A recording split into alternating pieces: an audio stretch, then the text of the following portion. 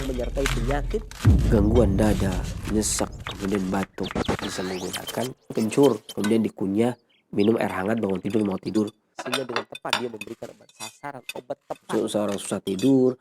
Maka ada beberapa hal yang bisa dikonsumsi, diantaranya ikat kangkung direbus dengan 1 gelas air sambil mendidih, saring minum setiap mau tidur. Satu, ketepatan obat, bahkan ketepatan obat depresi yang melukai sampai kepada melukai terhadap organ, ibu bisa menggunakan biji teratai kemudian disup kemudian dimakan.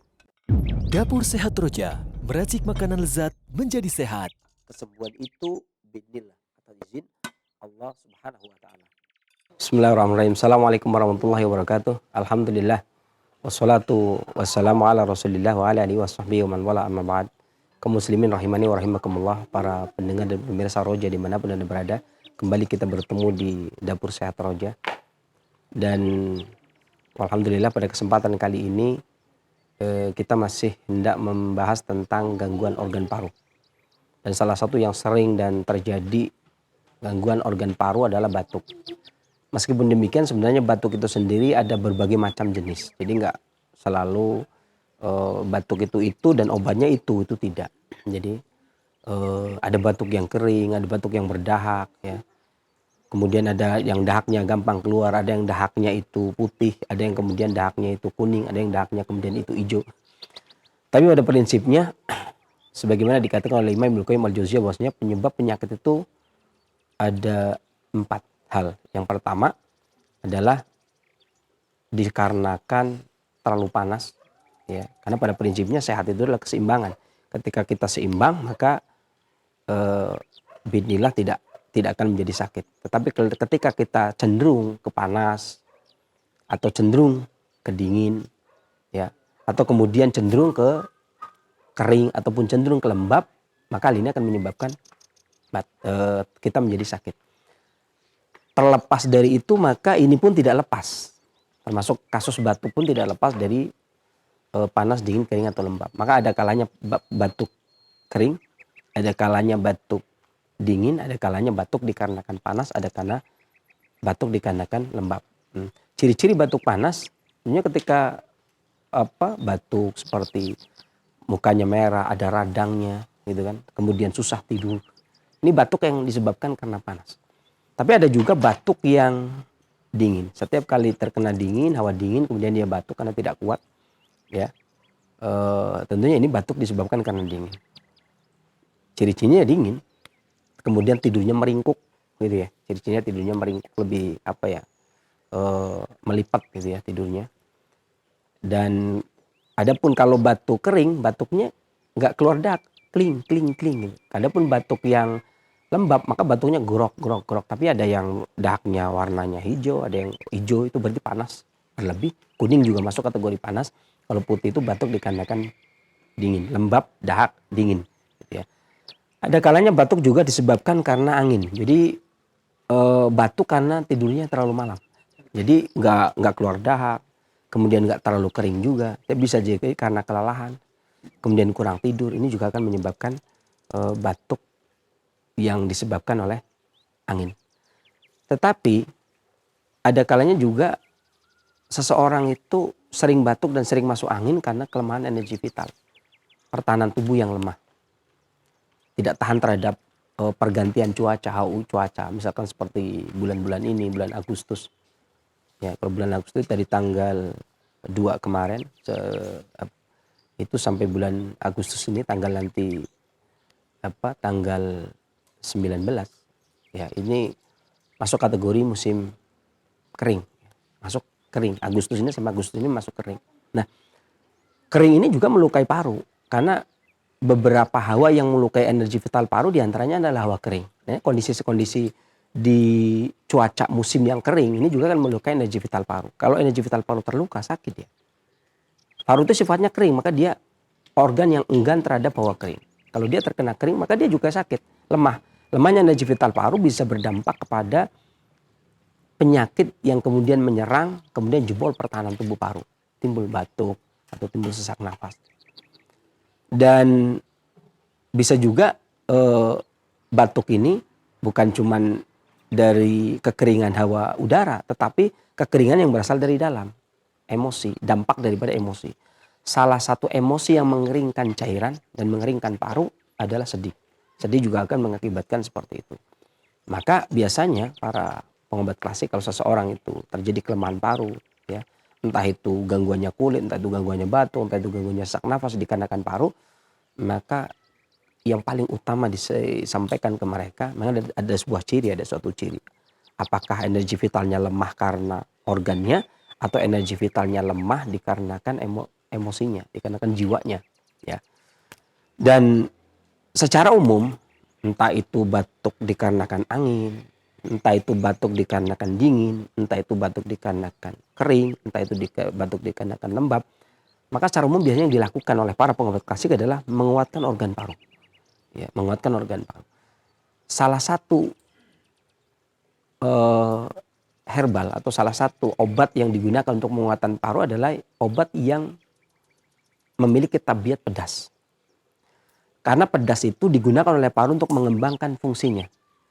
Bukan pedas makanan paru, tetapi paru-paru mengembangkan fungsinya dengan makanan rasa pedas. Ya, maka ada jahe, ada kencur, ada adas, ada bawang merah, ada bawang putih. Ini digunakan untuk menguatkan organ paru.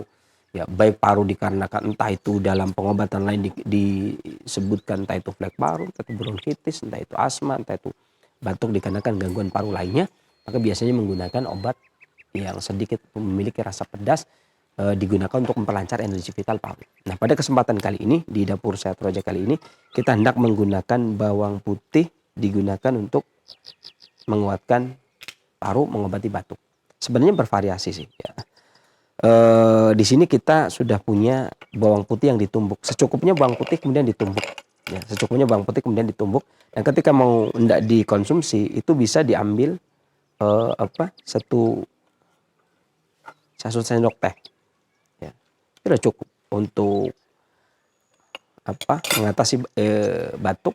Kita tidak usah terlalu banyak, artinya satu sendok teh cukup. Kita masukkan ke gelas. Ya. Kemudian barulah kita seduh pakai air. Ya.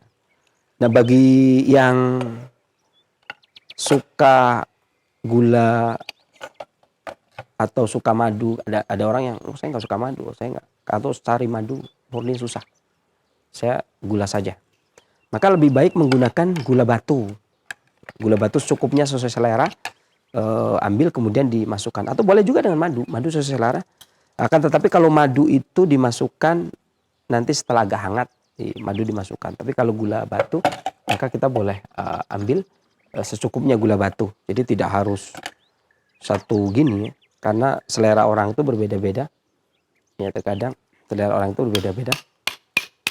Jadi nggak mesti harus gede, dan banyak orang juga ada yang kurang suka yang gula pasir terlalu, gula batu terlalu banyak. Baru kita kemudian seduh. Ya.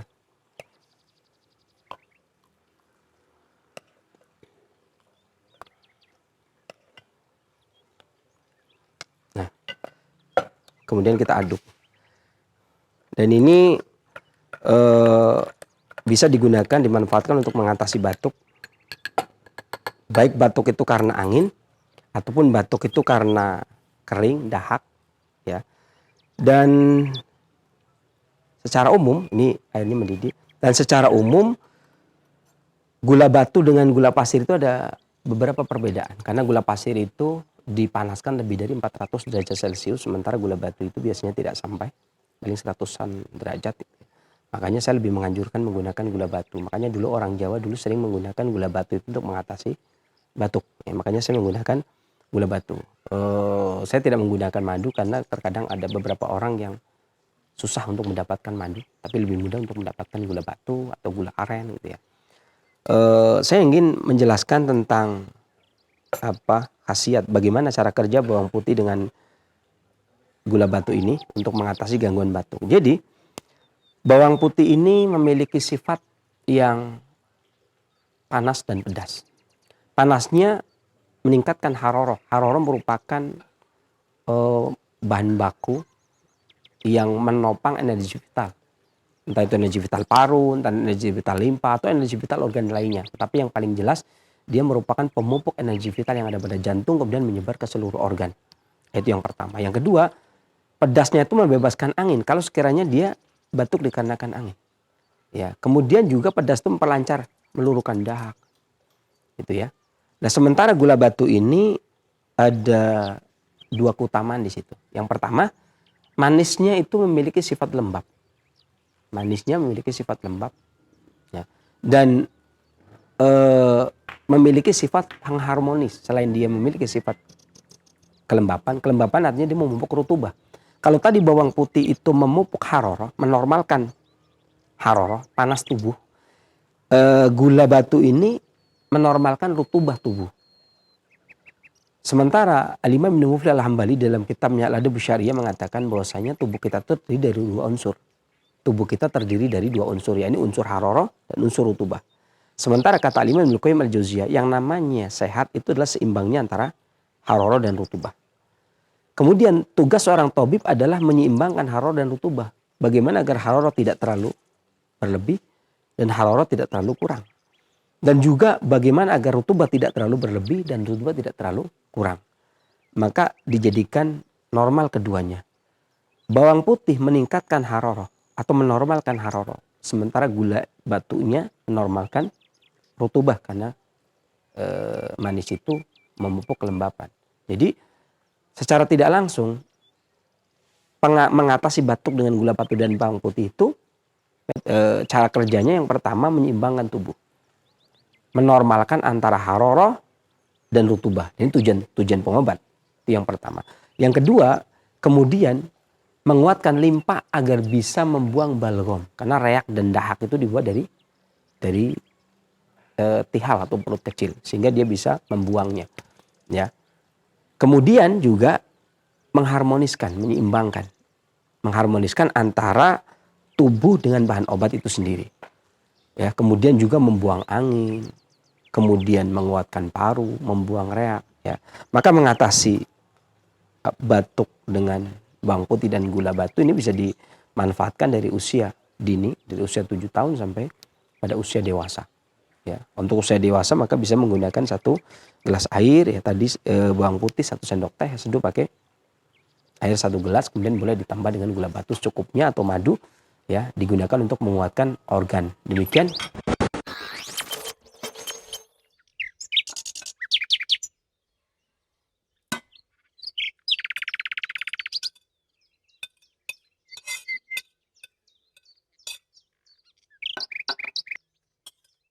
Mudah-mudahan bermanfaat dan Allah berikan kesembuhan bagi yang sakit. Saya akhiri bila taufiq wal hidayah. Alhamdulillah alamin. Wassalamualaikum warahmatullahi wabarakatuh. Dapur Sehat Roja, meracik makanan lezat menjadi sehat. Kesembuhan itu biidznillah atau izin Allah Subhanahu wa taala. Bismillah, Assalamualaikum warahmatullahi wabarakatuh. Alhamdulillahilladzi arsala rasulahu bil huda wa dinil haqq liyudhhirahu 'alad dini kullihi walau karihal musyrikun. Asyhadu an la ilaha illallah wahdahu la syarika lahu wa asyhadu anna Muhammadan abduhu wa rasuluh la nabiyya ba'da ma ba'da. Ikhwata Islam azakumullah, para pemirsa Roja TV dan pendengar Radio Roja dimanapun Anda bisa menyimak siaran kami. Apa kabar Anda di kesempatan Rabu pagi menjelang siang ini? Semoga Anda beserta keluarga dalam keadaan sehat selalu dan tentunya semoga dalam penjagaan dan perlindungan Allah Subhanahu wa taala. Amin ya rabbal alamin. Seperti biasa di kesempatan ini kita berada dalam program Dapur Sehat Roja bersama pakar kesehatan klasik kita Sinsi Abu Muhammad Faris Al-Kianji hafizahullahu taala. Dan alhamdulillah Sinsi sudah bersama kita di kesempatan ini. Kita sapa terlebih dahulu. Assalamualaikum warahmatullahi wabarakatuh Sinsi. Waalaikumsalam warahmatullahi wabarakatuh. Alhamdulillah. Sehat ya. Barakallahu fiik. Nah, Khotbah Assalamualaikum. Setelah penyampaian materi, silakan Anda nantinya dapat bergabung bersama kami, bertanya seputar kesehatan atau keluhan penyakit.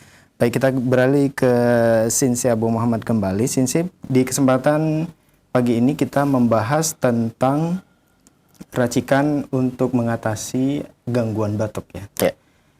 Bahan-bahannya diantaranya 1 sendok bawang putih bubuk, gula batu, dan air putih. Ini bahan-bahannya sangat sederhana dan mudah didapat ya Sinsi.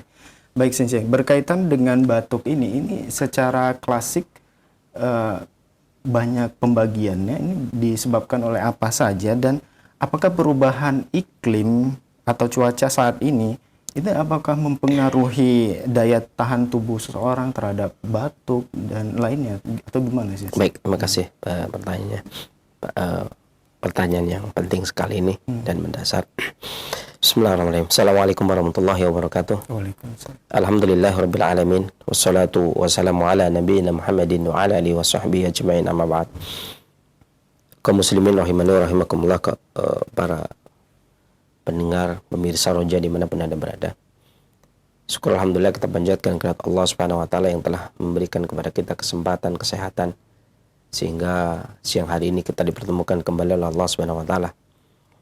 Salam serta salam semoga selalu senantiasa Allah curahkan kepada junjungan kita Nabi besar Muhammad sallallahu alaihi wasallam, kepada para keluarganya, kepada semua sahabatnya, tabi'in dan tabi'in, dan pengikut-pengikut yang selalu senantiasa istiqomah di dalam menapakan sunnahnya yang ke yaumul qiyamah. Dan pun kemudian daripada itu, ini sebenarnya pembahasan yang sangat akrab buat masyarakat kita, bangsa Indonesia, karena yang namanya bisa dibilang batuk adalah ciri khas bangsa kita ini. Artinya orang Indonesia itu pernah batuk gitu ya. Ini sifat manusia Indonesia. Kalau yang namanya orang Indonesia ya batuk. Artinya kita tahu betul, meskipun dia diberikan apalah itu ketika contoh besar ya, ketika naik haji, meskipun dia di negeri kita ini diberi vaksin apapun, ketika di sana semuanya batuk. Pokoknya kompak lah ya. Batuk semua. Jadi, dan ya betul, terlalu perubahan musim dan seterusnya ini juga sangat mempengaruhi. Maka batuk itu sebenarnya dibagi menjadi beberapa pola yang sangat banyak sekali. Ya, dan ini sedikit akan saya uraikan satu persatu. Tetapi tentunya tidak bisa semuanya ya, sesuai dengan saya sudah catat, cuman nggak bisa. Mungkin paling beberapa poin penting saja yang saya sampaikan, 1, 2 atau 3 lah. Ya secukupnya waktu nanti. Ya. Dan pada prinsipnya sesuai dengan perkembangan musim, karena kalau kita bicara batuk itu seringnya kesannya adalah sesuatu yang wajib ketika ada perubahan musim. Gitu ya. Sebenarnya hal ini berkaitan erat dengan beberapa organ ya, berkaitan dengan beberapa organ. Di antaranya adalah organ perut. Ketika dia memproduksi dahak, itu juga bisa menyebabkan batuk. Kemudian paru-paru.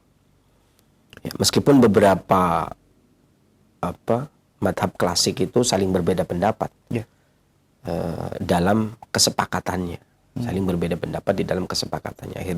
Artinya setiap terjadi perubahan musim, sesuatu yang datang dari luar, maka kan merubah keadaan dan bisa jadi orang tersebut batuk seperti kondisi seperti ini ya. Misalkan dingin gitu ya, musim penghujan kemudian mereka batuk. Bahkan masuk musim panas pun batuk, kayak Ramadan gitu kan, awal-awal itu batuk. Ya, karena itu tadi pertama organ perut yang memproduksi dahak ataupun organ paru yang kedua. Ya, kalau terjadi kelemahan pada paru-paru, maka dia rentan, ya, sensitif terhadap sesuatu yang datang dari luar. Kemudian dia peka, kemudian dia batuk. Artinya ada teori klasik yang pertama, yakni seharusnya organ paru ini memiliki sifat, energi vitalnya memiliki sifat menurun. Artinya seluruh dahak yang ada itu harusnya ditekan turun, dibuang melalui buang air besar. Tapi kalau terlalu banyak maka akan menumpuk sehingga batuklah dia. Ya. Dan ini disesuaikan dengan kondisi juga, kadang batuk kering, kadang batuk berdahak. Ya. Kadang ada yang bilang batuk 100 hari gitu ya. Berarti kalau nggak 100 hari nggak selesai gitu ya. Kemudian dan sebagainya. Makanya muncullah berbagai macam obat batuk ya. Ada batuk anak, ada batuk kering, ada batuk flu, ada batuk masuk angin seterusnya. Karena variasi batuk itu sangat banyak. Dan kekuatan paru ini juga ikut menentukan. Walaupun kalau Miftah dari Sada, Al-Imam Ibnu Qayyim menyebutkan bahwasanya paru-paru ini tukang kipasnya jantung. Terlalu banyak angin juga dia tidak bisa mengirimkan kepada jantung, itu juga akan menjadikan batuk. Terlalu banyak cairan yang datang dari limpa, paru-parunya terendam, itu juga bisa batuk. Terlalu banyak balgam dahak yang masuk ke dalam paru-paru, itu juga bisa menjadi batuk. Paru-paru terlalu kering, itu juga bisa menjadi batuk. Ya, dan tidak mampu menerima sesuatu yang datang dari luar, itu juga bisa menyebabkan batuk. Ya, tersedak, ya. Kemudian makanan-makan yang tidak cocok itu juga bisa menyebabkan batuk. Karena kadang-kadang dan standarisasinya itu hampir tidak ada. Artinya gini, boleh jadi seseorang makan gula pasir atau gula batu atau gula merah, bagi orang ini tidak menjadi dahak, tapi bagi orang lain jadi batuklah dia. Orang ini makan kerupuk tidak batuk, orang lain makan kerupuk batuk. Makanya tidak bisa di-judge kemudian. Oh, kalau begitu Anda batuk karena kerupuk, ya kan? Sekarang musim rambutan, Anda batuk karena rambutan.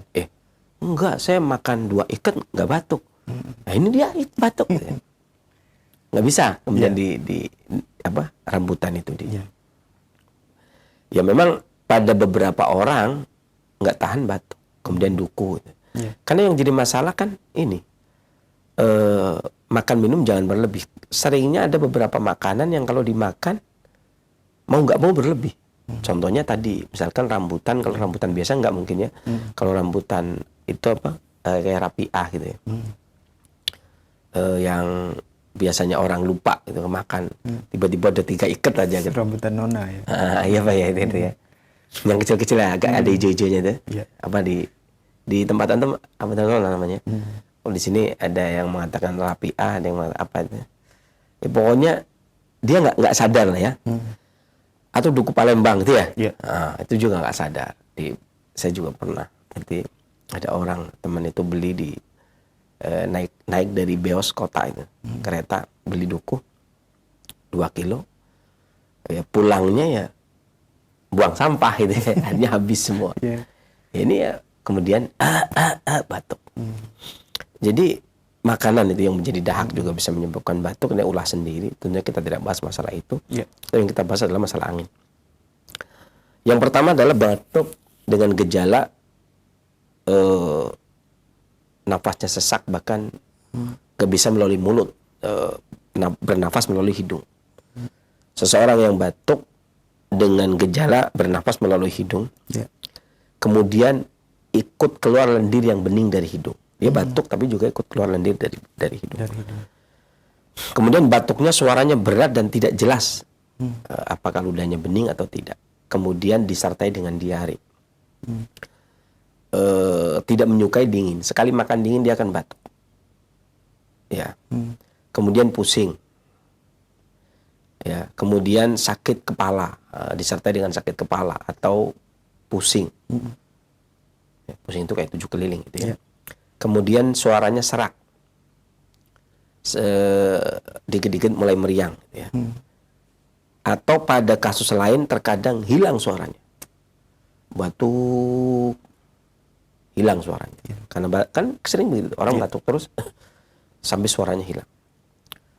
Atau pada kasus lain batuk kemudian disertai dengan mimisan.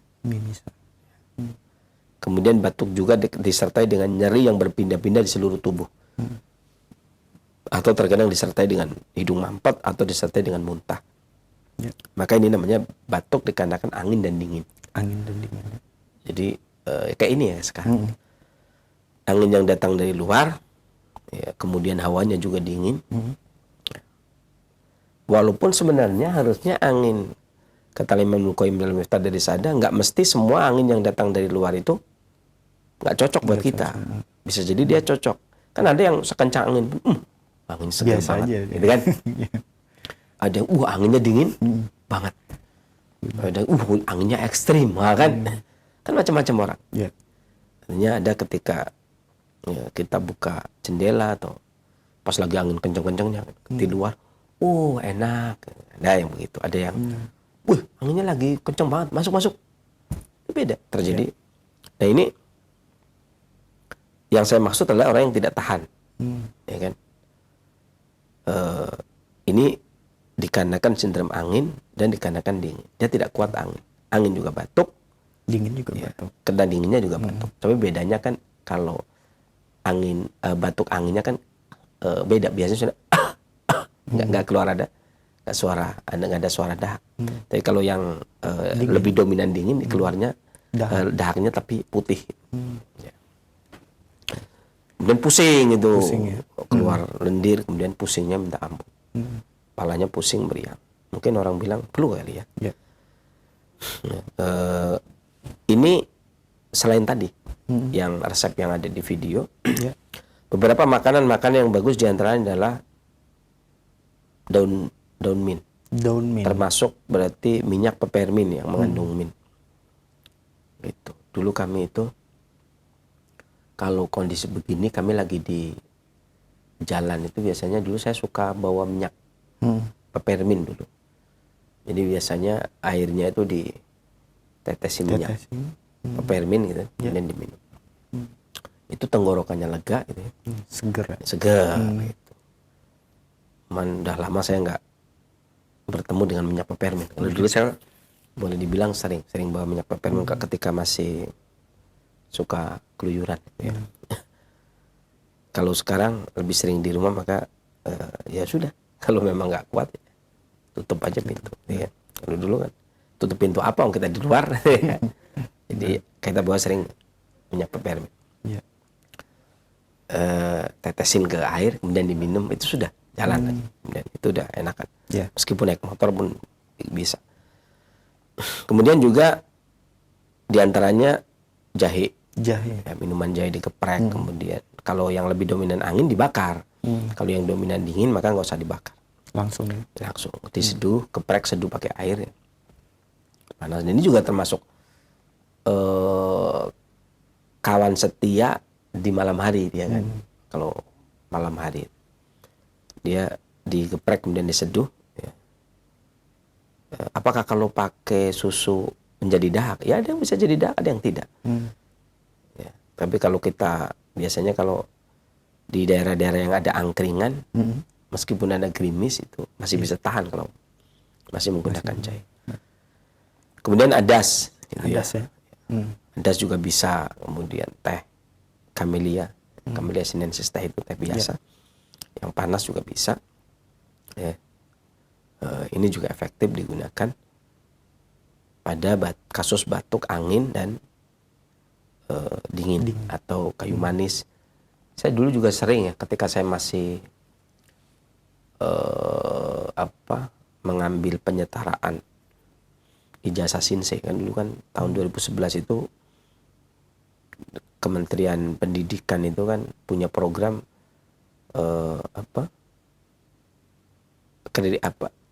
pengeluaran ijazah Shinsei, ujian negara. Ujian negara, adanya ujian negara. Maka persiapan ujian negara itu saya masih lalu lalang ini.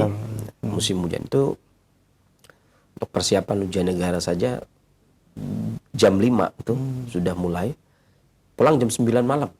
Ya. Warawiri kesana kemari ya. Oh iya, terus itu setiap hari, setiap seminggu 2 kali. Dan itu ya pasti hujan gitu kan. Dari Jakarta itu naik motor. Nah, biasanya saya belinya itu yang untuk pertahanan itu agar tidak kena angin dan dingin, agar tidak batuk atau serak, hilang suara. Itu saya jam 5 ya, 6, 7, 8, 9, 4 jam ya. 4 jam. Itu biasanya saya gigitnya kayu manis Cina biasanya. Kan potongan-potongan. Kalau kayu manis Indonesia nggak enak. Keras. Getir, nggak enak di mulut tuh nggak enak. Tapi kalau kayu manis Cina itu enak. Jadi walaupun sambil naik motor itu tetap aja gigit kayu manis Cina. Kalau hujan pakai jas hujan tentunya ya. Gigit kayu manis Cina. Gitu. Jadi agak masih bisa tahan. Itu juga kayu manis Cina tuh bagus juga. Atau serai gitu ya. Jadi kayu manis Cina ini apa ada di Indonesia juga di ini? Ada banyak tuh di toko-toko Shinsei itu, di misal yang jual obat Cina itu, toko-toko Shinsei itu biasanya ada beli kayu manis Cina. Saya kalau ini kan dulu saya ketika ini kan banyak ketemu sama teman-teman, bawain kayu manis Cina. Teman-teman saya ada yang di Glodok, jualan-jualan herbal Shinsei itu kan. Itu biasanya begitu. Kadang pengen bikin shop pijit rate ya, ngomong sama teman-teman. Nah, teman-teman ada di situ. Karena kumpul ya. Itu bisa bertahan itu ya. Karena kalau kita ngemut jahe kan nggak mungkin contoh bibir kita kan. Pedes Ya pedes gitu kan. Kalau ini nggak pedes tapi ada minnya. Ada minnya tapi anget. Hangat.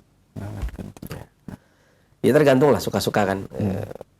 Artinya masing-masing itu punya kebiasaan masing-masing. Saya kan kebiasaan seperti itu. Atau mungkin kalau orang Minang adas kali ya. Tapi kalau ngemut adas juga nggak enak banget ya. Ya. Jadi intinya seperti itu. Tapi kalau ngemut bawang putih juga nggak mungkin deh ya. Bawang putih itu seperti itu.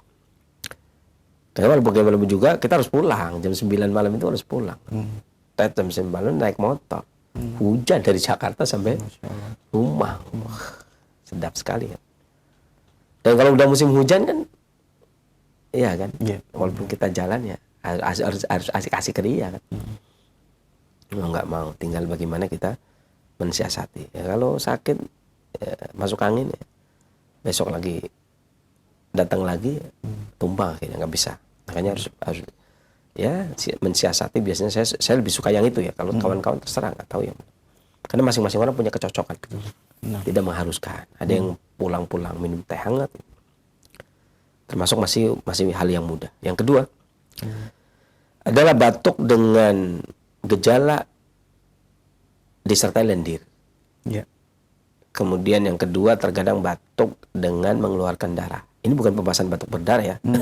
Tidak khusus pembahasan batuk berdarah, tapi dia terkadang keluar darah, terkadang keluar lendir. Pembahasan batuk berdarah bukan begini. Artinya memang spesialis dia keluar darah. Kemudian terjadi pusing. Kalau terjadi pada anak, batuk tersebut akan demam anaknya. Disertai dengan demam. Bahkan terkadang keluar campaknya. Batuk, badannya panas, kemudian keluar campak. Ada yang bilang campak Jerman. Ya, keluar campaknya. Kemudian sakit kepala, meriang tuh. Ini pada anak-anak. Pada orang dewasa juga bisa sakit kepala, bisa pusing. Dan kalau ini mandang cahaya, itu nggak tahan. Silau. Iya, silau nggak tahan. Jadi tidak tahan terhadap cahaya. Kemudian kadang-kadang matanya bengkak. Kadang-kadang kemudian dia matanya itu kalau kena angin ini Langsung bengkak. Nggak tahan angin gitu. Kan ada nih orang yang kena kipas angin enak-enak aja kan. Enak-enak aja. Tapi ada yang kena kipas angin dia nggak tahan. Matanya yang nggak tahan loh ya, bukan badannya. Kemudian keluar lendir dari hidung, terkadang mimisan, ada nyeri di bagian mata terkadang. Atau pada keluhan lain terkadang ada nyeri di tenggorokan. Atau terkadang matanya merah, gejala yang timbul matanya merah. Atau batuk dengan gejala tambahan telinga berdenging atau bek tuli. Itu tuli sesaat Iya, atau kayak orang naik pesawat itu. langsung? Enggak dengar.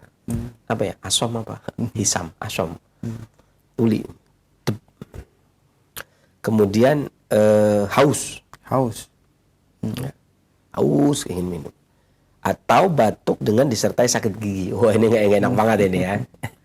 Saya punya kasus yang seperti itu.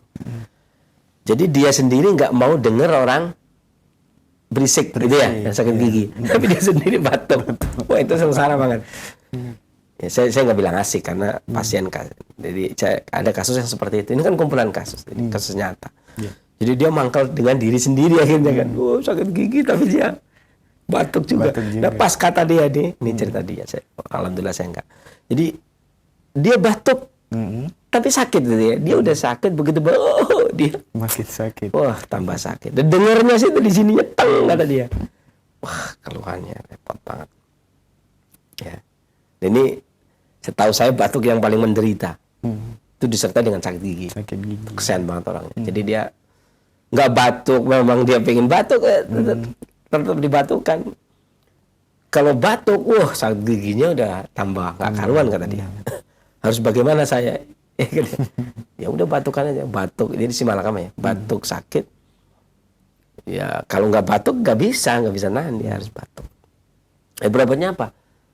Ya berobatnya, pokoknya ya batuknya dulu nggak apa-apa dah. Kalau bisa sih sama sakit giginya kan gitu ya.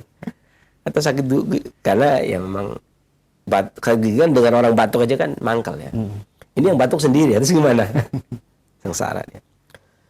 Kemudian buang air kecilnya kuning, kemudian kadang ada keluar lendir yang agak kuning dari hidung. Ya, ini namanya batuk dikarenakan angin dan panas. Angin dan panas. Ya, angin dan panas. Saya catat, saya periksa. Oh, ini karena angin dan panas. Makanan-makanan yang bagus digunakan ya. Tentunya selain itu karena bawang putih juga bisa untuk obat sakit gigi, juga bisa untuk obat batuk. Betul. Ya. Makanan-makanan yang bagus ya, itu diantaranya pisang. Pisang. Ya. Nggak mungkin gorengan jagung dong ke sakit gigi. Gitu. Pisang aja kan kalau sakit gigi di sini berarti pisangnya makanya di sini. Ya. Berarti yang lembut-lembut nih sih. Ya. Kemudian ketika masak itu jamur, jamur hitam, kuahnya itu kan. Ya. Susah juga makan ini. Kemudian garam, kadang-kadang garam buat kumur atau garam buat diminum, karena diminum juga meluruhkan dahak sehingga menghindari batuk. Kemudian kalau dikumur juga mengurangi rasa sakit. Saya masih ingat dulu ada ketika saya masih kecil, saya kelas berapa? Kelas 3 SD apa ya? Ya. Beberapa itu. Jadi ada orang yang pengalaman kita kan gitu. Kalau kalau masa lagi banyak ikan itu mau kelas 3 SD mau kelas 2 SD ya ke laut gitu kan. Yeah. Itu ada orang tua yang ngomong kalau dia giginya bagus kuat. Itu resepnya setiap habis makan dia kumur air laut gitu. Ya karena dia makannya di laut jadi kan. Ya kan? Dia makan kan di laut. Papa-papa ini kan makannya di laut. Ya habis makan tentunya kalau kumur air laut kan tinggal ambil. Kalau kita kan masa habis makan ke Cilincing dulu ya. Kumur balik lagi gitu ya. Udah lapar lagi kan. Mungkin air garam lah ya, air garam. Ya, saya masih ingat betul. Ini garamnya garam halus atau bukan, yang garamnya kasar? garam kasar yang biasa ya? buat apa? Ngasih ikan ya, buat garamin mengasinkan ikan itu biasanya. Saya masih ingat betul itu. Dia giginya kuat, nggak pernah sakit gigi. Resepnya dia, pokoknya kalau habis makan itu kumur air laut. Saya bingung juga gimana kalau, ya kalau apa ke laut, karena di desa saya kan lurah juga ke laut, guru juga ke laut. Jadi sesama pelaut kalau sekolah terlambat nggak boleh marah. Gitu. Tapi itu zaman dulu ya Pak Menteri. Jadi kalau sekarang jangan dimarahi lah Pak Guru saya. Walaupun bagaimana juga guru juga manusia ya, punya, dan di daerah nelayan ya kadang-kadang asiknya di situ. Tapi nelayan sekarang nggak asik ya sih. Tempat saya nggak asik. Kalau dulu asik. Makanya para guru pun ke laut. Nah itu resepnya itu lah kan kita susah. Nah, tapi berarti kalau di rumah berarti bikin air garam. Nah itu saya masih sering menggunakan kalau saya batuk, angin panas saya masih sering menggunakan air garam. Seduh, kemudian sebelum tidur minum air garam, kemudian baru tidur. Bantalnya dibikin agak tinggi, kemudian bisa tidur. Ya nanti nggak batuk masih bisa bertahan sampai pagi gitu ya. Memang aneh sih air garam itu. Suara serak bisa pulih, tapi kalau kebanyakan bisa serak gitu ya. Air garam. Berarti secukupnya ya. Iya. Kalau diminum, kalau nggak kumur kan enggak. Ya. Ya, jangan di. Makanya kalau batuk tadi kan diminum. Kalau sakit gigi kan buat kumur juga, gitu kan. Nah, ini kan sengsara banget ini kan. Tapi gimana ya? Jangan buat kumur kemudian telan. Orang sakit gigi itu kan jorok kan kalau ini sakit gigi nih kumur. Habis itu telan. Yang enggak kumur buang. Nanti yang diminum bikin lagi sendiri itu kan. Kan bikin segelas kan cukup. Buat kumur sama buat minum. Jangan kemudian mentang-mentang buat minum air garam, kumur air garam. Air garam buat kumur kemudian telan. Enggak, beda-beda sendiri ya. Garam ini sekilo 5.000 kan. Jangan pelit. Kemudian bayam juga bagus, sayur bening bayam. Kemudian kalau makanan buah jus stroberi itu juga bagus. Serbung juga termasuk bagus untuk mengusir angin dan panas. Kemudian mentimun juga, jus mentimun. Jus mentimun itu, es mentimun itu apa ya? Khas Aceh apa ya? kemudian juga daun bit, Daun kemudian peppermint. Ya. Biasanya kalau tehnya dikasih daun mint, daun mint. tehnya dikasih daun. Kemudian juga seledri juga bagus, kemudian kelapa, Kelapa. air kelapa, minum kemudian daun bawang. Ya. Ini kalau dikarenakan angin dan panas. Kemudian yang ketiga, makanya saya katakan 3 saja cukup Ya. lah. Banyak kemarin ada yang tanya, Inse, ini lanjutan darah rendah dan sekaligus anemia nggak? Waduh, ini kan pembahasannya udah lain. Ya. Kira kalau nggak selesai, mau dilanjut ini bukan serial ya. Jadi ini memang pembahasan selesai. Kemudian yang terakhir adalah batuk disertai dengan sembelit. Ya, itu ada tuh batuk disertai dengan sembelit, susah buang air besar. Kemudian ada kalanya disertai dengan tidak ada ludah. Atau dengan sedikit ludah atau sedikit lendir yang sulit dikeluarkan. Kayaknya dahak, tapi ketika dibatukkan tuh nggak bisa dikeluarkan. Atau batuk pada orang kencing manis atau diabetes mellitus. Ya. Ya. Atau batuk disertai dengan hidung tenggorokan kering atau batuk disertai dengan haus terus-menerus. Ini namanya sindrom batuk atau pola penyakit batuk dikarenakan kekeringan paru dan panas tubuh. Hawa panas dan kering.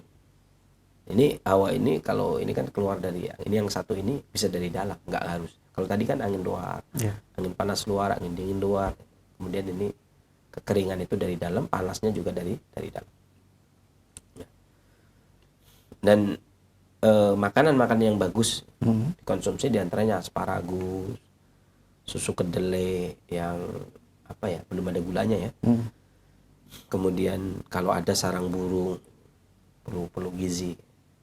Ya. Kemudian koktail, kemudian telur ayam kampung, kemudian madu, ya ini juga bagus. Kemudian susu sapi maupun kambing. Kemudian kalau buah-buah pir, biji wijen disangrai dulu kemudian diseduh. Ya. Boleh ditambah dengan teh. Kemudian kacang kedelai, ya ini juga bagus kemudian untuk dikonsumsi. Itu lebih kurang demikian 3 hal pola penyakit batuk ya, yang saya rangkum, yang bisa saya sampaikan. Mudah-mudahan bermanfaat. Selanjutnya sesi pertanyaan saya serahkan kepada Abu Syafyan. Nah, jazakallah khairan saya atas penjelasan yang sangat bermanfaat sekali di kesempatan ini. Nah, ikhwata Islam jazakumullah, saatnya kami membuka sesi tanya jawab. Silakan bagi Anda yang ingin bertanya, berkonsultasi secara langsung. Halo, silakan sudah masuk. Waalaikumsalam warahmatullahi wabarakatuh. Dengan Bapak siapa di mana? Ari di Jatinegara. Silakan Pak Ari. Saya ini udah sakit ambeien ini udah cukup lama juga sih.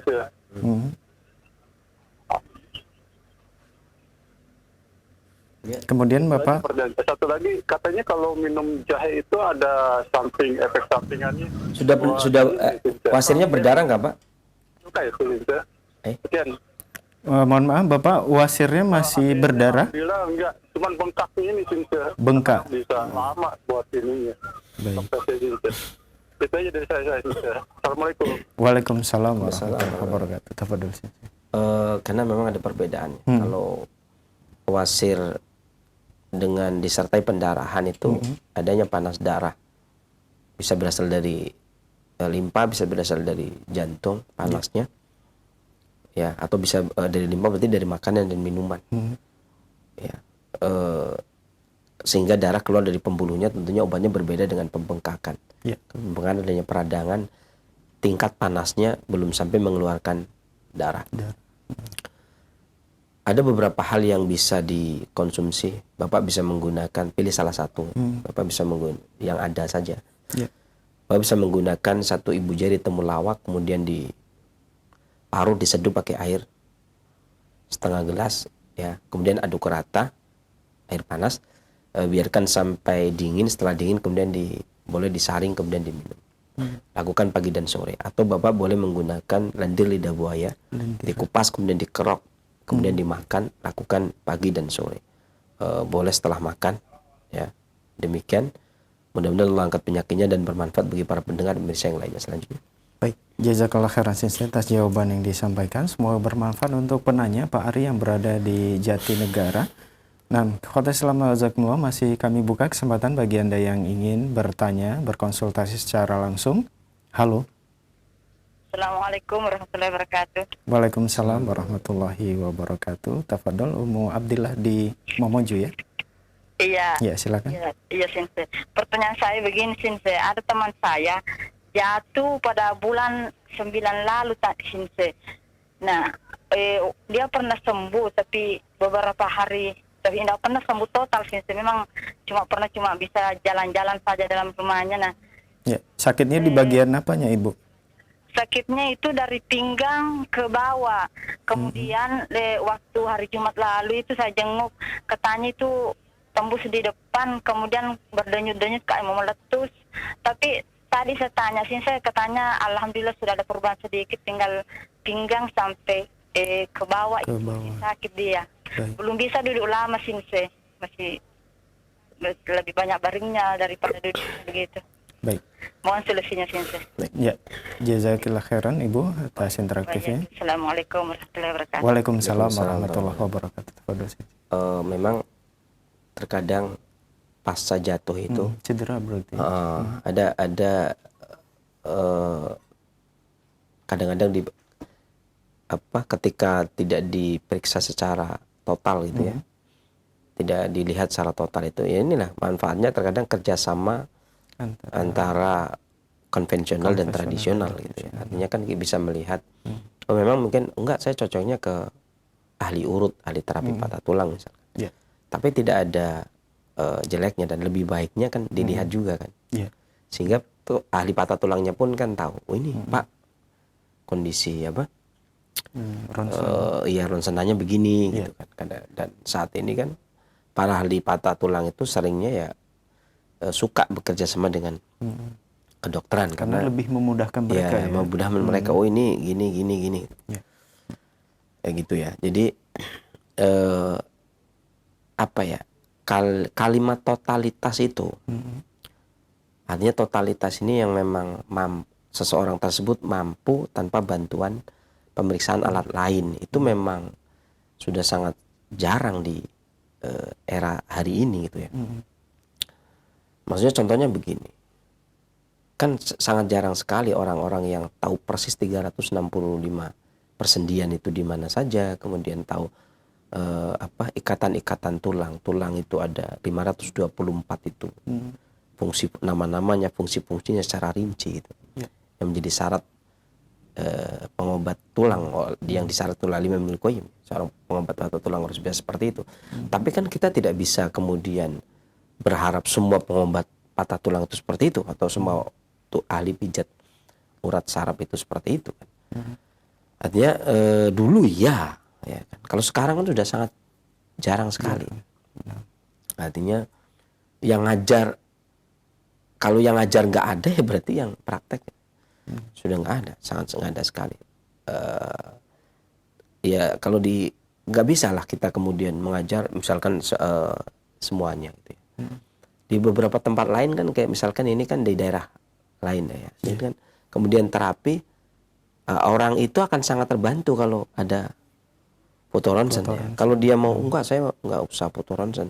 Ya dia harus totalitas, dia harus tahu tulang itu ada berapa, besar dan kecilnya gitu kan. Kemudian pengikat-pengikat tulang itu ada berapa gitu kan. Kalau tidak tahu ya harus kerjasama dengan kedokteran. Yang sudah jelas gampang gitu kan. Ya kalau tahu oke lah, kalau tahu karena dia punya keilmuan. Kalau punya keilmuan saya nggak ngomong.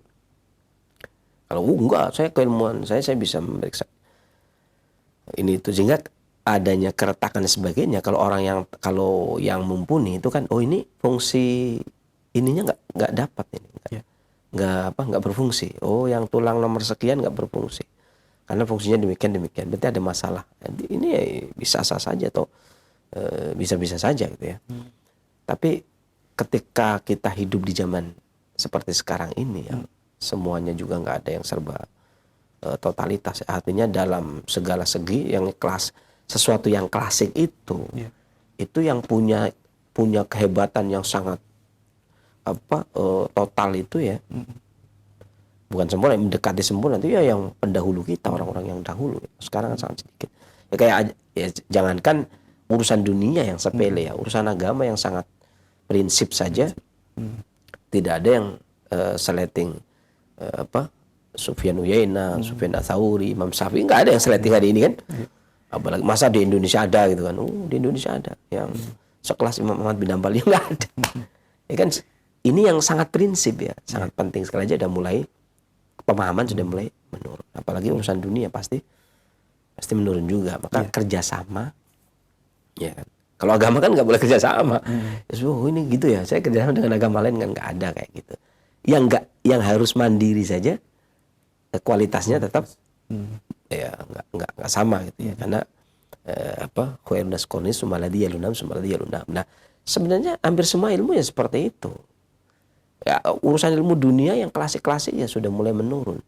Ya sudahlah, kita sambut kedokteran baru yang dicocokkan. Mana yang masih bermasalah, itu akan lebih jelas. Kemudian baru didatangkan lagi ke ahli terapinya gitu kan. Kenapa Pak saya masih begini dan masih begini? Konsultasi kembali. Karena penataan tulang itu jadi bukan berarti saya, kenapa Abu Muhammad nggak ngajar tulang? Bukan berarti saya nggak mau ngajar tulang. Ya dulu yang ngajar. Tapi sekarang ini nggak ngajar ya. Karena memang saya ngajar yang bukan tulang saja sudah waktunya udah 11 tahunan. Bagaimana kalau saya ngajar tulang juga kan?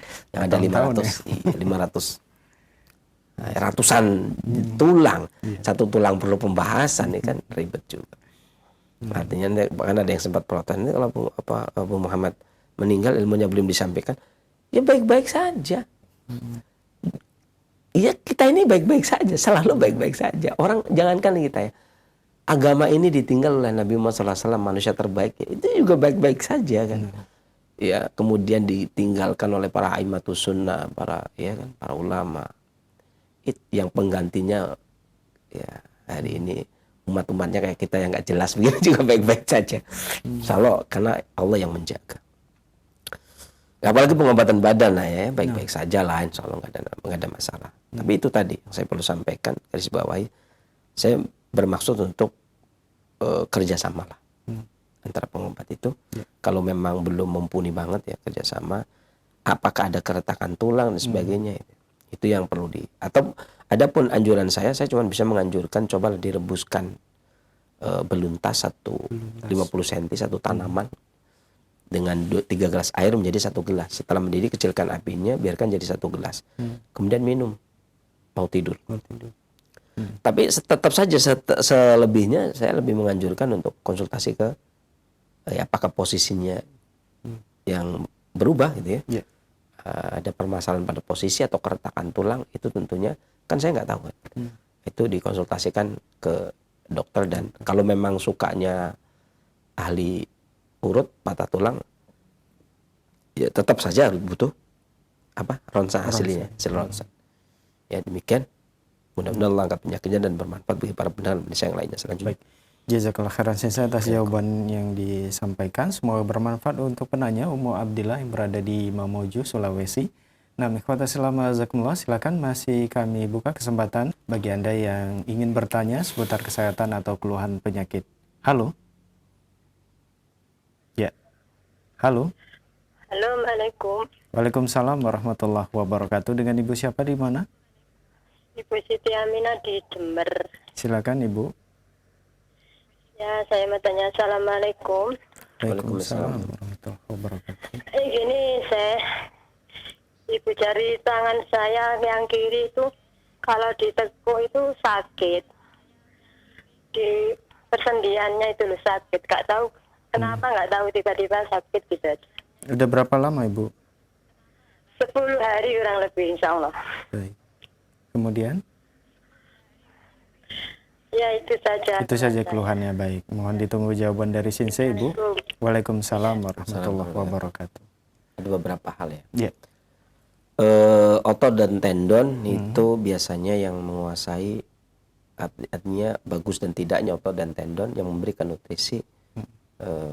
Madhab klasik adalah hati dan limpa. Hati dan limpa. Otot dan tendon. Adapun tulangnya yang memberikan esensi adalah ginjal. maka berkaitan dengan tiga hal tersebut, tiga organ tersebut. Kemudian ditambah dengan obat dari luar. Biasanya orang sering, makanya dulu orang Jawa sering menggunakan beras kencur gitu ya. Kemudian dibalurkan gitu kan, atau kencur diparuh dibalurkan, biarkan sampai kering, kemudian dibersihkan. Ini juga penting. Dan ini juga membantah beberapa pendapat orang, salah satu atau dua, mungkin ada orang saya pernah dengar obat itu cuma dari dalam. Jadi perbaikan itu yang namanya obat itu dari dalam, nggak bisa obat itu dari luar. Contohnya misalkan menumbuhkan rambut, nggak bisa menumbuhkan rambut itu dari luar, tetap saja dari dalam. Nah ini ya pendapat yang keliru, karena pengobatan dari luar juga faktanya banyak hanya dari luar. Bahkan kadang-kadang patah tulang aja di gips saja. Kan? Kemudian nggak terkadang di ahli terapi patah tulang kan cuma diurut, kemudian kasih minyak di luar kan, dan terkadang tidak dikasih obat dari dalam pun bisa gitu ya. Nah apalagi keluhan-keluhan yang seperti itu tuh bagus sekali, apalagi ini orang Jawa ya, Jawa Timur itu bagus. Masa nggak kenal beras kencur ya, atau kencur saja diparuh dibalurkan, atau jahe, tapi kalau jahe jangan kelamaan, kalau kelamaan bisa mengelupas, sekitar 15 menit lah ya, 15 menit. Sekitar itu. Adapun yang digunakan dari dalam, ibu bisa menggunakan 1 sendok teh adas, kemudian 1 jari kayu pulau sari. Ini saya bilang begini karena orang Jawa Timur ya. Kemudian direbus dengan 1 gelas air sampai mendidih, kecilkan apinya agar tersisa menjadi setengah gelas, kemudian diminum, mau tidur. Mudah-mudahan Allah angkat penyakitnya dan bermanfaat bagi para pendengar Indonesia yang lainnya. Selanjutnya. Baik. Jazakallah khairan Sensei atas jawabannya. Semoga bermanfaat untuk penanya Ibu Siti Aminah yang berada di Jember.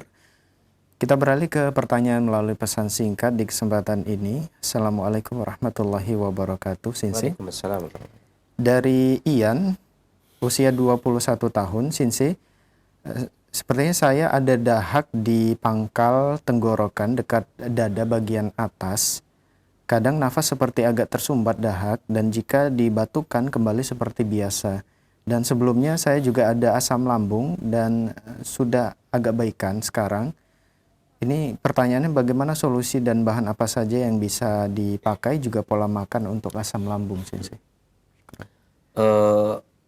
Itu tadi seperti saya katakan, ada 2 hal yang mengakibatkan seorang itu, 2 organ yang mengakibatkan batuk. Di antaranya adalah paru-paru dan perut gitu kan.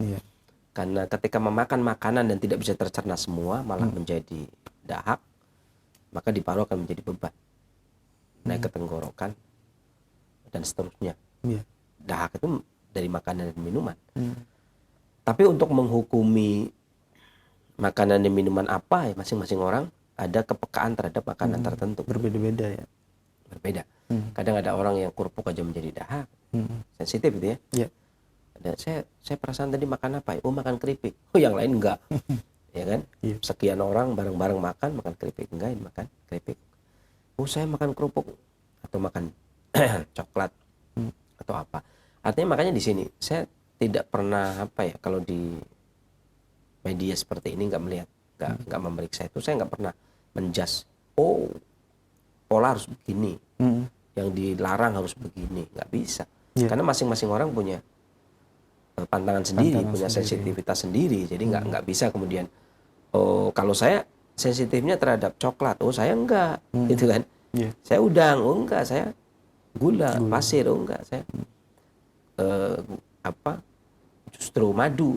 Ada juga yang begitu, oh enggak, saya karena kerupuk, macam-macam. Jadi nggak bisa dihukumi sama gitu ya. Tapi yang paling gampang adalah sebenarnya orang itu sadar terhadap diri sendiri, mengenal diri sendiri. Saya kalau makan ini kok begini, itu namanya mengenal diri. Kalau tidak, kamu kemarin makan apa? Nggak tahu. Semalam makan malam makan apa? Wah lupa, oh ya repot. Atau tabiat dirinya sendiri nggak tahu. Di kita panas apa dingin, kan sebenarnya gampang. Kalau kita lebih menyukai yang dingin, berarti tabiat kita panas. Kalau kita lebih menyukai yang panas, berarti tabiat kita dingin. Kan selalu begitu. Seseorang itu akan seperti itu. Sesuai tidak mungkin selalu selaras itu pengin panas kan nggak mungkin. Ya, saya badannya panas banget, pengen minum air panas nggak mungkin. Ini badan panas, kondisi cuaca panas, pengen minum air dingin. Kondisi dingin banget, pengen minum air dingin kan nggak mungkin itu ya. Suatu yang konyol. Ya. Lambung itu bisa berakibat kepada batuk. Makanya tadi ada beberapa hal yang bisa digunakan. Ada temu kunci, ada kencur, ada kunyit. Tapi ibu bisa menggunakan kunyit juga. Kalaupun menggunakan kunyit, kalau kencur bisa digunakan buat sayur. Ya, itu kalau Cilacap itu namanya TG bening. Jadi kayak sayur bening. Kalau di kita ini di sini tuh pakai temu kunci. Iya. Pecel juga pakai kencur. Iya, kan? pakai kencur. Ini sayur bening tapi pakai kencur. Ya. Dulu saya tahun 92 itu makan TG bening di Cilacap, masih ingat betul. Di tahun 2017 saya datangi warungnya itu masih ada. Jadi memang warungnya memang jualannya simpel ya. TG bening gitu ya. Kemudian oseng-oseng ya, kemudian mendoan. Tapi orangnya itu, saya kan masih muda ya, remaja, tahun 92 masih remaja. Saya temui tahun 2017, itu orangnya masih utuh. Seger gitu dia makanya. Awet muda dia ya. Dan yang makan orang-orang Cina itu. Padahal sayurnya paling berapa rupiah, paling 2.000, 2.500 habisnya. Oh itu yang makan orang-orang Cina. Di dekat TPI Sentolo Kawat. Warungnya namanya Wilujeng. Ya. Orangnya tua, suami istri. Yang jualan mereka berdua suami. Tapi ajib dia bukanya nggak lama. Habis zuhur dia berbuka.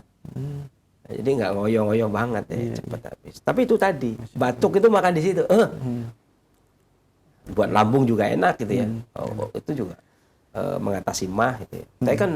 Tapi saya nggak mengajarkan ke sana ya. Buat sendiri maksudnya ya. Bukan bisa. Iya, bukan nggak harus kecil aja. Dia sayur bening plus bumbunya pakai kencur atau sayur bening bumbunya pakai temu kunci gitu ya. Bukan berarti obatnya itu ada di Cilacap, bukan ini. Itu pengalaman juga orang-orang kalau semiterapi lah di situ kan. Termasuk Cinanya juga awet muda gitu, makan di situ. Jadi saya mesti ingat betul. Jadi termasuk warung obat batuk, ya, warung awet muda, itu laris, luar biasa. Tapi nggak mewah, nggak dari dulu. Kemudian kalau bikin sendiri kunyit 1 ibu jari diparut, kemudian seduh pakai air setengah gelas. Ini buat lambungnya sama buat dahaknya. Kemudian aduk rata, biarkan agak hangat ya. Kemudian disaring setelah turun ke bawah ampasnya. Kemudian diminum. Ya. Boleh dibagi 2, minum pagi dan sore atau minum mau tidur saja. Demikian. Mudah-mudahan Allah angkat penyakitnya dan bermanfaat bagi para pendengar dan pemirsa yang lain. Baik. Jazakallah khairan Sensei atas jawabannya. Semoga bermanfaat untuk penanya dan kita semua yang menyimak. Masih pertanyaan melalui pesan singkat kembali dari Bapak Rian yang berada di Jawa Barat. Assalamualaikum Sensei. Sensei, resep tadi untuk batuk, apakah bawang putih bubuk bisa diganti dengan bawang putih segar dan gula batu bisa diganti dengan gula pasir? Dan biasanya saya kalau ingusan dan batuk awalnya tidak berdahak, kemudian berdahak hijau, dan itu apakah itu menandakan proses batuk itu cepat selesai atau bagaimana Sensei? Mohon nasihatnya. Kalau bahan, apakah bawang putih bubuk bisa diganti dengan bawang putih bisa? Maksudnya bubuk itu kan biar ditumbuk, dikeringkan gitu. Jadi sewaktu-waktu mau bikin boleh. Kalau pakai bawang ini juga apa-apa. Artinya seujung jari. Mungkin lebih menyengat ya baunya kalau yang segar ya. Betul, kalau segar lebih menyengat. Tapi nggak apa-apa kalau memang mau kan. Ujung jari kelingking geprek set, itu boleh juga. Apakah gula batu bisa? Enggak. Kalau gula batu kalau mau ganti gula merah. Gula aren atau gula aren. Karena biasanya kalau di daerah kami gula batu itu untuk obat batuk. Kalau gula pasir itu untuk kalau orang batuk karena minum kebanyakan gula pasir, maka obatnya gula batu gitu maksudnya begitu. Kalau nggak ada gula batu, biasanya orang batuk minumnya gula batu. Kalau di daerah kami dulu begitu. Kalau nggak pakai gula batu ya kalau di Sunda gula aren ya. Gula aren. Kalau Sunda gula aren. Kalau nggak ada semua ya madu lah. Sebenarnya agak nggak enak juga kalau ya tempat nggak apa-apa lah madu. Bagus juga madu. Ya, sebenarnya saya tuh mau ngomong madu sebenarnya. Artinya gula Batu. gak harus gula batu. Efektif sebenarnya ya madu. Iya. Ya, cuman kadang-kadang kan nanti madu yang murni bagaimana, madu yang asli bagaimana ya. Nah. Ribet kan? Iya. Nah, itu ribetnya di situ tuh. Wah, di sini banyak-banyak madu palsu, madu. Nanti kalau di toko ini madunya murni apa enggak, ini asli apa enggak. Kalau di daerah saya ada madu namanya ini kan repot. Madu yang murni merek apa kan. Susahnya di situ. Sebenarnya madu sih yang bagus, cuman ya kalau tetap bagus madu ya kalau yakin punya madu. Tapi ini murni. madu sembarang ya, maksudnya madu ternak Apa saja ataupun ya, madu kalau hutan dia punya gitu gangguan ya. lambung baru madu kapuk randu ya. Kapuk randu yang Tapi bagus kalau ya. enggak madu hutan boleh, madu ya, madu apa saja lah. Nah, pokoknya madu apa saja, madu murni. Kawan-kawan kita jualan kok. Ya. Iya. Jadi saya bingung nih kawan-kawan kita ini yang mana ini. Jadi kadang-kadang kan ini kan umum ya. Iya. Jadi maksudnya toko-toko herbal, kawan-kawan kita ini maksudnya toko-toko herbal kan. Iya. Ya, kalau toko-toko yang jualan madu ya kawan lah, masa lawan kan. Kawan ya. Ya kan jualan madu kan kawan semua. Iya. Ya, kawan, ya, maksudnya semua kawan. Yang jualan madu, toko-toko herbal kan biasanya jualan madu ya. Itu biasanya ada madunya. Nah, itulah mudah-mudahan deket ya dengan daerah. Kalau enggak ya gula aren. Itu juga aman, insyaallah.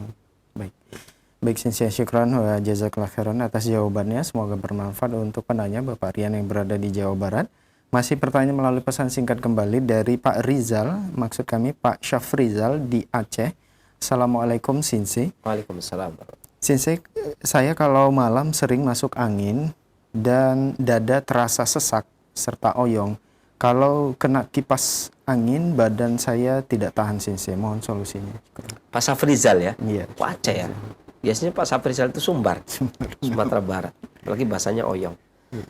Apa orang Sumatera Barat yang ada di Pindah Aceh? ke Aceh ya? Pindah ke Aceh. Biasanya orang Aceh pindah ke Sumbar. Ya. Dari zaman Aceh Darussalam. Sekarang Aceh Darussalam sudah nggak ada, berarti pindah ke Aceh lagi. Ya. Beberapa hal yang bisa digunakan, Bapak bisa menggunakan satu ibu jari kencur, kemudian ditumbuk dulu, kemudian ditambah dengan 1 sendok teh adas. Yakin saya kalau orang Sumbar atau Aceh tahu lah ya adas. Kemudian ditambah dengan 1 sendok teh adas, kemudian diseduh pakai air panas sekitar setengah gelas, kemudian biarkan sampai hangat, kemudian disaring, diminum. Demikian mudah-mudahan Allah angkat penyakitnya dan bermanfaat bagi para pendengar yang lainnya. Oh ya, setiap kali resep itu boleh ditambah madu ya. Madu ya. Kalau punya, kalau nggak ada gula aren, kalau nggak ada gula. Ya, demikian. Lanjutnya. Baik. Syukuran saya atas jawabannya. Semoga bermanfaat untuk penanya Pak Syafrizal yang berada di Aceh. Masih pertanyaan melalui pesan singkat kembali dari Reza di Bekasi. Assalamualaikum Sinsi. Saya sudah 1 bulan batuk berdahak mulai warna kuning sampai putih. 2 minggu ke belakang setiap malam sesak nafas sampai pagi hari. Mohon solusinya Sinsi. Jazakallahu khairan. Iya. Jadi gini ya, ada beberapa teori. Iya. Kalau seorang itu sakit dari sindrom dingin menuju sindrom panas, itu namanya membaik. Karena panas itu kan keluar tuh. Iya. Nah, kalau dingin itu kan berarti ke dalam. Ke dalam. Ya contohnya orang kalau panas juga nggak betah kan. Ya, sifat panas itu maksudnya naik keluar gitu ya. Kalau dingin itu ke dalam. Ada teori yang begitu. Jadi kalau batuk reaknya putih menjadi kuning, ada yang bilang membaik. Karena sudah mulai panas. Ya. Berarti kalau dari reak kuning menjadi reak putih, ada yang bilang memburuk. Ya. Tapi tergantung juga. Tapi ada juga pendapat yang mengatakan kalau batuk reak kuning dikarenakan sindrom penyakit paru atau penyakit dalam, kemudian menjadi putih, karena reak putih itu terkadang dari angin, penyakit yang datang dari luar, berarti membaik. Jadi ada 2 madhab yang sebenarnya kelihatannya berbeda, tapi sebenarnya sama. Konsepnya kalau penyakit itu bertambah keluar berarti bertambah membaik, kalau penyakit itu bertambah masuk maka bertambah buruk. entah itu dari kuning menuju ke putih atau putih menuju ke Kuning. Kalau bertambah keluar penyakitnya berarti bertambah membaik. Artinya kalau sama, kalaupun dia panas kemudian berubah dari angin luar, ya berarti dia membaik. Kalau dingin berarti. Cuman kan perbedaannya gini, kadang ada orang yang ketika batuk reaknya kuning itu grok keluar, gampang enak ya. Iya. Nah, begitu dingin terkadang ada campur flu-nya malah pusing gitu kan, karena kadang-kadang flu juga kan batuknya seperti itu, batuknya dahaknya putih. Iya. Nah ini kalau tak obat yang ini tadi di videokan ini, yang ada yang kita rekaman kita ini yang di setel ini untuk batuk yang reaknya putih itu efektif, sangat efektif. Ini tadi kan reaknya putih ya, Iya. itu sangat efektif. Maka bisa menggunakan resep yang tadi ya. Demikian mudah-mudahan mengangkat penyakitnya dan bermanfaat bagi para pendengar Indonesia yang lainnya. Selanjutnya. Baik. Syukran Sensei wa jazakallahu khairan atas jawabannya. Semoga bermanfaat untuk penanya. Masih pertanyaan melalui pesan singkat kembali dari Abu Askar di Cicurug. Assalamualaikum Sensei. Waalaikumsalam. Sensei, saya mengalami sakit ketika BAB dan ada darahnya. Ini apa yang harus saya lakukan Sensei, dan obat herbalnya apa aja Sensei? Cicurug itu berarti puncak ya? Sepertinya, dingin. Iya. Wih, penyakitnya panas ya. Iya. Karena kalau buang air besar berdarah itu namanya darah panas. Atau kalau istilah bahasa kaminya ya darah haja, bergejolak, darah panas. Iya. Oh, tapi kalau sekarang sama saja ya. Kalau dulu kami pikir itu, kalau orang yang hidup di tempat yang sejuk Dingin, dingin itu nggak terkena seperti itu. Kecuali terkena sindrom kering. Tapi memang ada memungkinkan nggak untuk terkena juga? Bisa jadi. Bisa jadi. Kalau memang panasnya berlebih, Iya. itu bisa terjadi. Apalagi kalau untuk dewasa ini kan kadang-kadang kita sendiri bingung.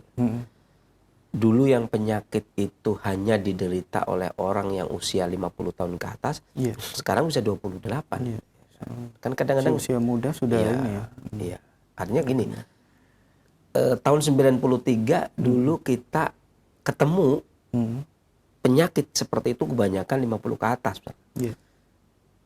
Begitu sekarang kan saya pribadi kaget loh. Ini kayaknya muda ya, masih muda. Tanya Iya. 25, 28, atau paling 30, 35. Iya. Kadang-kadang cuma garu-garu kan. Yang benar, bukan 59 itu kan. Enggak, manusia itu sembarangan aja. 29. Iya. 9 penyakitnya kayak 59 kan gitu ya. Kadang seperti itu. Jadi Itu disebabkan apa biasa sih? makanya kan dulu sempat saya bahas. Ini apakah karena alam itu sudah tidak bersahabat lagi dengan manusia gitu kan. Tentunya atau memang kita sendiri pola hidup kita sendiri gitu ya. Memang tidaklah musibah itu melainkan disebabkan karena kita sendiri gitu kan. Karena kekeliruan kita sendiri. Ya karena gimana ya? Kalau orang dulu dengan orang sekarang kan makanannya beda. Beda, benar. Ya kan. Kalau saya misalkan orang mana nih? Ya saya makannya dari dulu sampai sekarang ya begitu-begitu aja. Ya kan. Kalau orang hari ini kan nggak ada makanan khas, kasarannya kan. Muncul makan-makan yang baru kan. Pedas-pedas. Praktis, instan. Iya kan. Terus yang pedas itu ya, kan yang kadang-kadang itu levelnya itu pedas guling-guling, pedas mampus, pedas itu tuh. Saya pernah di rest area itu, itu di Cirebon itu tahu gejot di pedas mampus, apalagi itu kan. Jadi level itu sampai pedas pingsan, dari pedas koma kali ya. Jadi kan di tingkatan itu, ya kan, pedas gila gitu. Apa lagi? Nah ini kan cabai yang terpedas di dunia dilantik tahun 2007 gitu kan. Ada, ya kan sekarang kan ada tuh pelantikan. Ini manusia dulu kan award itu kan orang ya, sekarang cabai terpedas di dunia. Nah, kan. Dan itu hanya untuk apa? Iseng gitu loh ya. Coba kita challenge katanya. Kata saya mah iseng ya. Coba kita iseng. Kalau dulu kan, maksudnya saya pribadi, saya sendiri kan enggak. Saya sendiri saya makan ya ini aja di mana. Saya makan nggak pernah ibaratnya ketika zaman orang saya makan bolang-baling ya. Zamannya donat juga saya tetap bolang-baling gitu lah. Dari kecil saya makannya bolang-baling. Begitu donat, ini mah cuman bolang-baling dibolongin doang gitu. Ya, saya tetap bolang-baling gitu kan. Maksudnya begitu, contohnya begitu. Kalau sekarang kan keren donat. Gitu.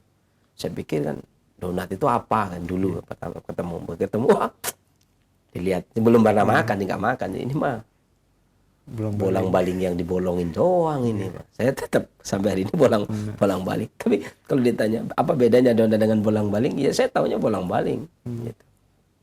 Jadi ya keanehan orang penyakit sekarang itu seperti itu. Apakah bisa yang di gunung? Ya sangat bisa sekali. Kalau sekarang ini apalagi level-level pedas ini ya cukup luar biasa.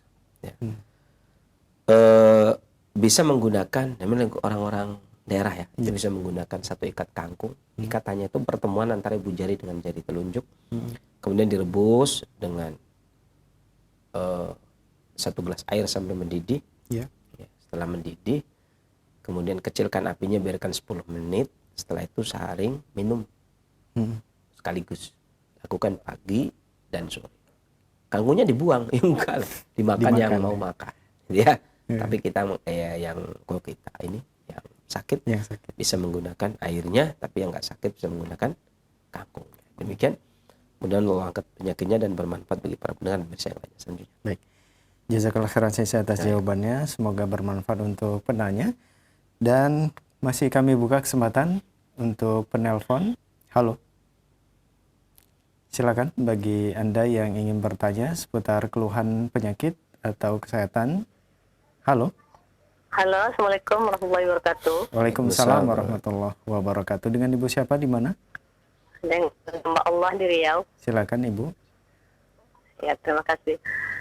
Ini sih, saya memiliki anak yang kalau dia itu pernapasannya kayak tersumbat hidungnya gitu. Ketika kayak ada ingus, tetapi kalau yang dibuang tidak ada ingusnya. Kan tapi dia napasnya selalu tersumbat. Anaknya usia berapa, Bu? Udah 34 lah. Tahun Udah dewasa. Laki-laki. Iya 33 tahun. 33 tahun. Ya, sudah dewasa ya, Bu. Iya. Baik. Baik. Jadi kelihatannya kalau dia tuh kelihatannya dia ada ingus tetapi tidak ada. Jadi dia sering susah untuk menarik napas melalui hidungnya itu. Ketika dulunya pernah diperiksa sama dokter, dibilang sama dokter katanya batang hidungnya bengkok. Ini bagaimana solusinya? Terima kasih. Assalamualaikum warahmatullahi wabarakatuh. Waalaikumsalam warahmatullahi wabarakatuh. Berarti anak yang sudah dewasa. Oh iya. Saya tadi itu mikirnya itu paling enggak ya 33 bulan gitu kan. Ya kan anak saya berarti ya, dewasa ya. Sudah bapak-bapak juga ya, 33 tahun karena 24 tahun aja saya sudah punya anak, berarti kan 33 ada lebih senior kan dari masa saya dulu. Tulang hidung bengkok ya, katanya tulang hidung bengkok. Jadi ya tinggal diperhatikan ya, apakah gangguan seperti ini dari bayi gitu kan? Bayi kecil. Dari lahir gitu kan. Kalau dari lahir ya memang benar-benar bengkok gitu kan. Iya. Kelihatan. Kalau memang dari kecil memang benar bengkok yang mengganggu, maksudnya bengkok yang mengganggu pernafasan. Karena kadang-kadang begini. Ada bengkok yang dari kecil, ada yang bengkok yang dikarenakan aktivitas. Aktivitas ya. Justru saya terkadang melihat orang itu ya kadang-kadang dari hidung juga kelihatan aktivitas, artinya kadang-kadang bela diri tertentu itu kelihatan dari hidung. Suatu ketika saya dulu di klinik juga pernah ada ustadz yang datang, kemudian saya katakan, ustadz bela diri ini ya, dia kaget, nggak ada yang tahu saya melakukan bela diri ini dulu waktu SMA. Kelihatan dari mana? Dari hidungnya. Memang ada beberapa bela diri yang bisa tampak melalui hidungnya karena otot tulang. Tulang. Karena tulang itu punya hubungan dengan ginjal. Di esensi ginjal yang diberikan ke tulang. Kalau itu esensi ginjal bisa menggunakan teh pegagan, diseduh kemudian diminum, diseduh kemudian diminum ya. Kalau untuk mengisi esensi ginjal yang ada di esensi tulang. Iya. Ini kalau karena aktivitas ya, karena tabiat kedua atau kebiasaan, bukan memang begitu lahir bengkok. Kayak contohnya misalkan seseorang begitu lahir jarinya 6 kan, dikasih apapun ya tetap 6 gitu ya. Jarinya 4 kasih olesi minyak apapun tidak muncul 5. Atau jarinya bengkok, atau kakinya letter O. Letter O. Dari lahir. Kayaknya sampai gede dia letter O misalkan. Ya begitu. Jalannya seperti itu gitu ya.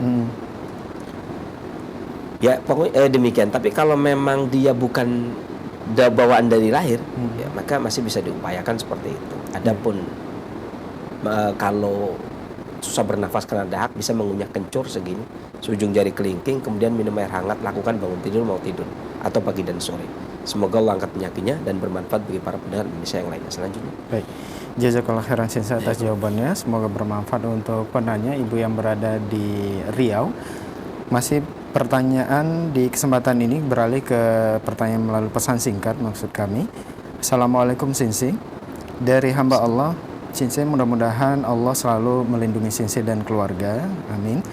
Dan Sensei, apakah penyebab kejang dan apakah kejang dari demam pada balita berpengaruh pada syarafnya? Bagaimana cara mengatasi kejang dan bagaimana juga cara agar anak itu tidak kejang lagi, Sensei? Syukur. Jadi kejang ini sebenarnya sangat banyak ya. Ada kejang dikarenakan panas, ada kejang dikarenakan dahak. Ya. Berarti kita harus tahu penyebabnya. Iya, harus tahu penyebabnya. Baik. Saya pernah membahas kejang karena panas, saya pernah membahas, nggak tahu, saya pokoknya di suatu ketika saya pernah membahas kejang di kelas itu. Itu sampai beberapa kali. Ya. Karena kadang ada kejang yang diobati dengan garam, ada kejang diobati dengan jahe, bahkan ada kejang yang diobati dengan sesuatu yang sepele. Kalau dulu masa-masa kami di pinggir pantai ya cangkang kerang gitu ya. Cangkang kerang. Ada karena cangkang kerang kan asin. Asin dan sifatnya dingin. Yeah. Dan asinnya itu yang meluruhkan dahak sehingga mencegah terjadinya kejang. Ada juga yang dengan cara garam. Ya, jadi itu kalau cangkang kerang itu kalau kita tidak tahu persis ya, apakah kejang ini karena panas atau karena dahak. Karena asinnya itu meluruhkan dahak, dinginnya itu juga mengatasi panas gitu ya. Tapi bagaimana kalau bukan orang pinggir pantai? Ya garam. Ya kan? Ya enggak? Yeah. Garam itu juga sifatnya dingin, rasanya asin ya. Ya sepakat. Ya udah berarti. Ya kan? Karena yang penting asinnya meluruhkan dahak. Tapi biasanya para sensei itu selalu menganjurkan kalau orang kejang itu dikasih minum kecap asin. Kecap asin. Iya. Apakah pasti harus kecap asin? Enggak jawabannya. Karena ini orang mau kejang nih. Kita harus ngeracik dulu kan. Garam lah ya susah lah. Disalah-salah numpain apa atau airnya masih panas diminumin langsung gitu kan. Karena grogi atau buru-buru kan orang kejang. Paling gampang adalah kecap asin sudah ada langsung minumkan set. Karena dahaknya luruh. Karena asin itu melunakkan dahak, meluruhkan dahak. Kemudian oksigen dan darah sampai kembali ke kepala, peredaran darah mulai lancar, kemudian tidak menjadi kejang. Gitu ya. Makanya kalau bilang kan banyak tuh epilepsi, bagaimana agar tidak kejang lagi? Memang pertanyaan sederhana ya. Anak kami kejang, bagaimana obatnya agar tidak kejang lagi? Ini memang pertanyaan sangat sederhana. Tapi kadang-kadang pemeriksaannya agak ribet karena dia panas atau terkena lembab. Secara umum pencegahan pada saat kejang atau perawatan dan pencegahan, artinya preventif dan rehabilitatif, itu minum air garam. Gitu ya. Beberapa tindakan kuratif, beberapa tindakan pengobatan, beberapa sensei sering menggunakan beberapa cangkang kerang. Di antaranya ya cangkang kerang mutiara, cangkang kerang abalon. Ada juga yang ini resep-resep lama itu, ada yang menggunakan apa? Gading gajah, yang sekarang nggak boleh, nggak ada sekarang. Atau apa, tulang fosil badak, badaknya udah nggak ada. Susah. Bisa gimana? Ini susah saja. Emang biar keren aja sebenarnya. Sebenarnya nggak harus begitu. Tapi tulang hiu atau tulang giginya paus. Jadi pada prinsipnya sebenarnya ya itu tadi, boleh cangkang kerang. Apakah kerang hijau? Bukan kerang hijau, tapi kerang mutiara tuh yang keras itu. Yang keras. Dijadikan bubuk. Berarti dihaluskan dulu ya. Dihaluskan. Kemudian diseduh, kemudian diminum. Tapi yang paling praktis adalah tindakan preventif dan rehabilitatif, yaitu air garam. Air garam. Nah, itu yang paling gampang itu. Adapun nanti bagaimana nih pengobatannya? Lihat dulu organ yang kena, kan limpa karena lembab atau jantung karena panas, atau organ yang lain, atau organ hati atau organ paru dan lain sebagainya. Terus bagaimana agar sembuh? Allah yang menyembuhkan, itu doa kepada Allah Subhanahu wa taala. Jadi kalau masalah sembuh itu udah bukan ranahnya para pengobat. Kita ini kalau boleh dibilang ya bukan mantri ya, tapi lettingnya kalau dalam pengobatan medis itu persis kayak perawat. Tukang infus, tukang nyediain obat gitu kan. Iya, pelayan itu. Rafiq gitu. Jadi ini silakan diminum, Pak. Ini makanannya silakan dimakan. Gitu. Tapi dokternya bukan kita, tabibnya itu Allah yang menyembuhkan, Allah Subhanahu wa taala. Karena jangankan kita, Nabi Ibrahim saja kalau sakit, Nabi dulu ya, nggak bisa mengobati diri sendiri. Allah yang menyembuhkan. Mudah-mudahan angkat penyakitnya bermanfaat bagi para pendengar Indonesia yang lainnya. Air garam tadi ya. Jazakallah khairan atas jawabannya, dan itu merupakan pertanyaan terakhir kita di kesempatan ini. Mungkin ada sebagai penutup, tafadhol Sensei. Saya mengingatkan kepada diri saya dan saudara sekalian sebuah nasihat bagus dari guru saya. Yakni beliau mengatakan, kalau engkau melakukan kekeliruan, maka jangan lihat kecilnya pelanggaran yang engkau lakukan, tapi lihatlah siapa zat yang engkau maksiati. Itu yang pertama. Yang kedua, kalau engkau mendapatkan rizki, mendapatkan rahmat, ya, mendapatkan karunia, jangan lihat besar kecilnya, sekecil apapun itu, entah itu 5.000, entah itu 1.000, atau sedikitnya kenikmatan bernafas, melihat, memandang keindahan sebagainya. Jangan lihat kecilnya rizki yang kita dapat, jangan lihat kecilnya rahmat yang kita dapat, tapi lihatlah ini merupakan kasih sayang Allah kepada kita. Ini lihatlah zat yang memberi rahmat, ini zat yang maha kuasa, zat yang maha besar. Ya toh kita ingat betul lah kalau kadang-kadang kita kasih misalkan sesuatu yang bisa kita beli sendiri pun, kalau yang memberi itu Pak Presiden atau Pak Gubernur itu kan seneng banget ya. 5.000 pun kali yang ngasih, Pak. Ini dari Pak Gubernur ini. Selalu diingat. Ini dari Pak Presiden. Ya. Apalagi ini dari Allah Subhanahu wa taala. Ya mungkin Anda jangan menilai kecil. Ya. Kemudian yang terakhir, yang ketiga, kalau kita mengalami musibah atau ujian, ya, maka janganlah kita mengadu kepada manusia dengan sikap tidak ridho. Karena lihatlah siapa yang menguji adalah zat yang memberikan kita karunia selama ini. Ya, jadi jangan mengeluh kepada manusia dengan tidak ridho. Tapi kalau mengeluh sekedar aduh sakit perut, ya wajar lah ya. Rasulullah SAW juga ketika ditanya oleh malaikat Jibril bagaimana ketika menjelang meninggal juga sangat berat kan. Makanya umati. Ya, itu hal yang wajar ya. Tetapi yang membuat tidak ridho, wah saya ujian begini nih saya nggak terima, ya nggak benar. Karena siapa kamu kan?